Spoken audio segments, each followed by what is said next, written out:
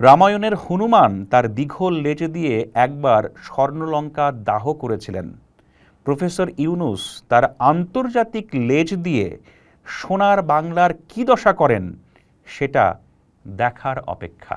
জ্বালানির অভাবে তার পাম্প চালাতে পারছে না। বাংলাদেশে একের পর এক বিদ্যুৎ কেন্দ্র, সার কেন্দ্র, একের পর এক অতি জরুরি শিল্প কারখানা বন্ধ হয়ে যাচ্ছে। আর তখন আপনি আমি 14টি বোয়িং বিমান মার্কিন যুক্তরাষ্ট্রের কাছ থেকে কিনতে বাধ্য হচ্ছি। মার্কিন যুক্তরাষ্ট্রের সাথে সম্পাদিত পারস্পরিক যে চুক্তি, অর্থাৎ পারস্পরিক যে বাণিজ্য চুক্তি, এই চুক্তি নিয়ে অনেক আলোচনা চলছে বর্তমানে। কেউ এই চুক্তিকে বলছেন এটি একটি দাসখত, কেউ এই চুক্তির ধারা পড়ে রাতের বেলা ঘুমাতে পারছেন না, কেউ বলছেন যে অন্তর্বর্তী সরকার বাংলাদেশকে আমেরিকার কাছে লিজ দিয়ে গেছেন, আবার কেউ বলছেন এই চুক্তির মাধ্যমে আমাদের অর্থনৈতিক যে সার্বভৌমত্ব, তার মানে হচ্ছে অর্থনৈতিক ক্ষেত্রে আমাদের যে স্বাধীনভাবে সিদ্ধান্ত গ্রহণের যে সামর্থ্য, সেটাকে জলাঞ্জলি দেওয়া হয়েছে। আমি আসলে অর্থনীতির মানুষ নই, এই বিষয়গুলো যে খুব ভালো বুঝি তাও নয়। তবে আমি একটু পড়াশোনা করার চেষ্টা করি, একটু জানা বোঝার চেষ্টা করি, বলতে পারেন একটু সংবাদপত্র পড়ি। তো এই সংবাদপত্র পড়ার ক্ষেত্রে একটা তথ্য আমাকে আসলে খুবই আতঙ্কগ্রস্ত করেছে। যেমন ধরেন, খুব সহজ কথা, নতুন সরকার ক্ষমতা এসেছে এবং তারা দায়িত্ব পালনের চেষ্টা করছে এবং নানা ক্ষেত্রে তারা নানা কিছু আপনার পরিচালনার ক্ষেত্রে আপনার হিমশিম খাচ্ছে, এটা বলাই যায়।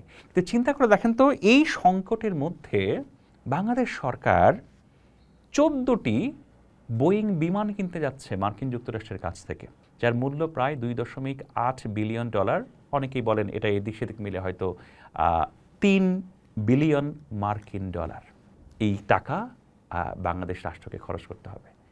আপনি আমাকে বলেন তো ভাই, কৃষকরা জ্বালানির অভাবে তার পাম্প চালাতে পারছে না, বাংলাদেশের একের পর এক বিদ্যুৎ কেন্দ্র, সার কেন্দ্র, একের পর এক অতি জরুরি শিল্প কারখানা বন্ধ হয়ে যাচ্ছে, আর তখন আপনি আমি 14টি বোয়িং বিমান মার্কিন যুক্তরাষ্ট্রের কাছ থেকে কিনতে বাধ্য হচ্ছি। আমার কাছে মনে হয় একটা আত্মঘাতী সিদ্ধান্ত। সেটা বুঝতে মনে হয় কারো আইনস্টাইন হওয়ার দরকার নেই। এই চুক্তি করাতে আপনার আমার পুরো ক্ষতি হয়েছে কিনা, এর কোনো ভালো দিক আছে কিনা, সেগুলো নিয়ে আসলে নানাবিধ আলোচনা, তর্ক বিতর্ক হতে পারে। সেই তর্ক বিতর্কে আমি যাচ্ছি না। আমি শুধু একটা প্রেক্ষাপট আপনাদেরকে একটু পড়ে শোনাই।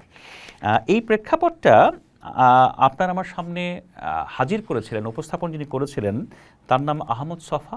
এনজিও এলিটদের পরিচালিত অন্তর্বর্তী সরকার, এনজিও এলিটরা কি করতে পারে এই দেশের, তার একটা ভবিষ্যৎবাণী জনাব আহমদ ছফা করে গিয়েছিলেন 1997 সালে। তো এই ছোট্ট প্রবন্ধের মধ্যে তিনি এনজিও এলিট যারা এবং যারা আমাদের সমাজে আপনার সুশীল সমাজ হিসেবে প্রতিষ্ঠিত এবং যারা রাষ্ট্রযন্ত্রের উপরে একটা কবজা প্রতিষ্ঠার জন্য দীর্ঘদিন ধরে আপনার প্রচেষ্টায় ছিলেন এবং 2024-এ যখন এই এনজিও এলিটদের দ্বারা আসলে একটা সরকারও গঠিত হয়েছে এবং তারা দেশ পরিচালনা করেছেন, এবং তারা দেশ পরিচালনা করতে আসলে কি হতে পারে তারই দুটো লাইন একটু আপনাদের পড়ে শোনায়, যেটি আমাদের বর্তমানে এই যে বাণিজ্য চুক্তি এবং নানা কিছুর সাথে আসলে সম্পর্কিত। এই লেখাটিতে জনাব আহমদ ছফা তিনি একটা জায়গায় খুবই স্পষ্ট করে উল্লেখ করেছেন, সেটা হচ্ছে এরকম যে এনজিও তন্ত্রের যে তেজি ভাব, অর্থাৎ এনজিও তন্ত্রের যে হচ্ছে আপনার চরম বিকাশ, এই বিকাশের পেছনে তিনি আসলে ধনতান্ত্রিক একটা সংযোগ তিনি আবিষ্কার করেছিলেন এবং তারা যে আপনার শুধুমাত্র ব্যবসা পরিচালনায় সীমাবদ্ধ থাকবেন না, রাষ্ট্রযন্ত্রের উপরে তাদের ক্ষমতার হিস্সা নিশ্চিত করার জন্য তারা চেষ্টা করবেন এবং সর্বোত্তমভাবে চেষ্টা করবেন, হয়তো এখন সফলও হবেন, তারও ইঙ্গিত জনাব আহমদ ছফা দিয়ে গিয়েছিলেন এই নিবন্ধে। আমি সেই নিবন্ধের একটা অংশ একটু আপনাদের পড়ে শোনাই, যেখানে ডক্টর মোহাম্মদ ইউনূস সম্পর্কে জনাব আহমদ ছফা স্পষ্ট করে তার ভবিষ্যৎবাণী করে গিয়েছিলেন। তিনি বলছেন, প্রফেসর ইউনূস পাট খেতে বটগাছের মতো পৃথিবীর সামনে মাথা উঁচু করে দাঁড়িয়েছেন। আমরা একটু গর্ববোধ না করে পারি না, কিন্তু বাংলাদেশের মতো একটি ছোট্ট দেশ ওই রকম একটি বিশাল দানবীয় আকারের মানুষের ওজন বইতে পারবে কি না সেটি হলো কথা। তিনি বিধবা, বেওয়া, হাড় জিরজিরে, ন্যাংরা, নুলো এসব মানুষকে তার সুদের কারবারের সঙ্গে জড়িয়ে ফেলে আন্তর্জাতিক ধনবাদের সঙ্গে একটি গাঁটছড়া বেঁধে ফেলেছেন। পশ্চিমাদের এই ওয়ান্ডার বয় আমাদের সমাজকে কোথায় নিয়ে যাবে? প্রফেসর ইউনূস যা কাজ করেছেন এবং বিশ্বব্যাপী তার যে পরিচিতি, তুলনামূলকভাবে বিচার করলে দেখা যাবে কুকুরের চাইতে তার লেজ অনেক গুণ লম্বা হয়ে পড়েছে। রামায়ণের হনুমান তার দীঘল লেজ দিয়ে একবার স্বর্ণলঙ্কা দাহ করেছিলেন। প্রফেসর ইউনূস তার আন্তর্জাতিক লেজ দিয়ে সোনার বাংলার কি দশা করেন সেটা দেখার অপেক্ষা।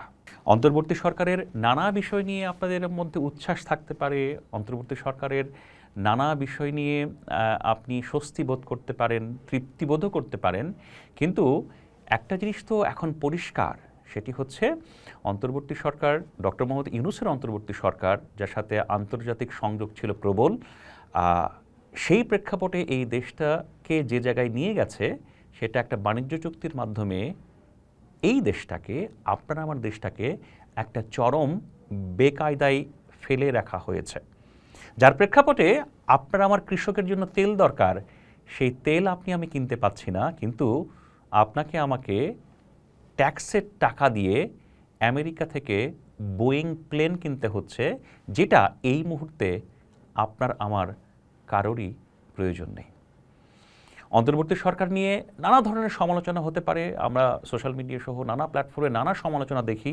আমি খুব সামান্য একজন শিক্ষক, আমি কড়া ভাষা ব্যবহার করতে চাই না, তবে এই সরকারের সমালোচনা নয়, এই সরকারের আপনার পরিপূর্ণভাবে ব্যাখ্যা করার জন্য ডক্টর মোহাম্মদ ইউনূস সাহেবের যে সময়কাল, এই সময়কে ব্যাখ্যা করার জন্য আমি একটা কবিতার কয়েকটা লাইন আপনাদেরকে একটু পড়ে শোনাই। এই কবিতাটা হচ্ছে জনাব তারাপদ রায়ের কবিতায় বলা হচ্ছে, আমরা যে গাছটিকে কৃষ্ণচূড়া ভেবেছিলাম, যার উদ্দেশ্যে ধ্রুপদী বিন্যাসে কয়েক অনুচ্ছেদ প্রশস্তি লিখেছিলাম, গতকাল বলাইবাবু বললেন ওইটি বানর লাঠি গাছ। অ্যালসেশিয়ান ভেবে যে সারমীয় সাবেকটিকে আমরা 3 মাস বকলস পরিয়ে মাংস খাওয়াইলাম, ক্রমশ তার খেকি ভাব প্রকট হয়ে উঠছে। আমরা টের পাইনি আমাদের ঝর্ণা কলম কবে ডট পেন হয়ে গেছে, আমাদের বড়বাবু কবে হেড অ্যাসিস্ট্যান্ট হয়ে গেছেন, আমাদের বাবা কবে বাপি হয়ে গেছেন। আমরা বুঝতে পারিনি আমাদের সর্বনাশ হয়ে গেছে। তবে এই সর্বনাশ যে হবে বা এই সর্বনাশের পথে যে আমরা ডক্টর মোহাম্মদ ইউনূসের মাধ্যমে যাত্রা শুরু করতে পারি, সেটি কিন্তু ঠিকই বুঝতে পেরেছিলেন জনাব আহমদ ছফা। সেই জন্যই তিনি স্পষ্ট করে লিখেছিলেন, প্রফেসর ইউনূস তার আন্তর্জাতিক লেজ দিয়ে সোনার বাংলার কি দশা করবেন সেটা দেখার অপেক্ষা। জনাব আহমদ ছফা বেঁচে নেই, তিনি বেঁচে থাকলে হয়তো সোনার বাংলার কি অবস্থা হয়েছে বা হতে যাচ্ছে সেটা নিয়ে হয়তো আরও একটা নিবন্ধ লিখতেন। পোস্ট দেখুন, শেয়ার করুন, থাকুন পোস্টের সাথে।